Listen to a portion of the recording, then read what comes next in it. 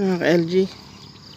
Okay, share natin tong nakita natin dito sa ating taniman, kalamansi, tsaka yung balag ng sitaw natin.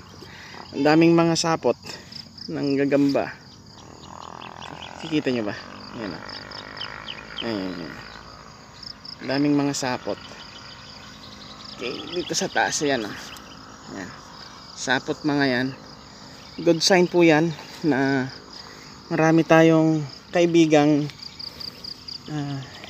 insekto, para sa ganun is matrap yung mga kalaban. Okay, so although wala tayong pananim na naka-intercrop, beneficial po yan para sa ating kalamansi. Okay, so nga, iwas. Ayan o, may mga gagamba pa siya dyan o. Ayan o, good sign po yan.